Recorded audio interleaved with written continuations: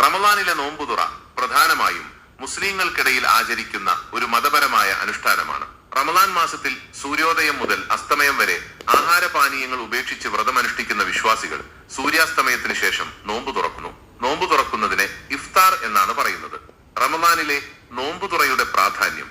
ദൈവികമായ അനുഗ്രഹം. റമളാൻ മാസത്തിൽ നോമ്പു തുറക്കുന്നത് ദൈവത്തിന്റെ കൽപ്പന അനുസരിക്കുന്നതിന്റെ ഭാഗമായി കണക്കാക്കുന്നു. ഇത് ദൈവാനുഗ്രഹം നേടാനുള്ള ഒരു മാർഗമായി വിശ്വസിക്കപ്പെടുന്നു. സാമൂഹികമായ ഒത്തുചേരൽ.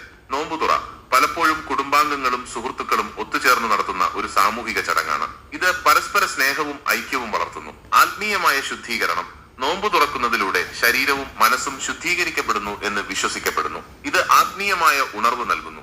ദാനധർമ്മം. റമളാൻ മാസത്തിൽ ദാനധർമ്മം ചെയ്യുന്നത് പുണ്യമായി കണക്കാക്കുന്നു. നോമ്പുതുറയോടനുബന്ധിച്ച് പാവപ്പെട്ടവർക്ക് ഭക്ഷണം നൽകുന്നത് ഇതിന്റെ ഭാഗമാണ്. നോമ്പുതുറയിലെ പ്രധാന ആചാരങ്ങൾ.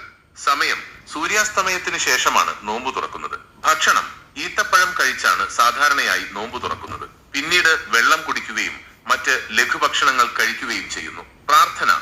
നോമ്പു തുറക്കുമ്പോൾ പ്രത്യേക പ്രാർത്ഥനകൾ ചൊല്ലുന്നു. സാമൂഹിക ഒത്തുചേരൽ. കുടുംബാംഗങ്ങളും സുഹൃത്തുക്കളും ഒരുമിച്ചിരുന്ന് നോമ്പു തുറക്കുന്നു. റമളാൻ മാസത്തിലെ നോമ്പുതുറ വിശ്വാസികൾക്ക് വളരെ പ്രധാനപ്പെട്ട ഒരു ആത്മീയ കർമ്മമാണ്.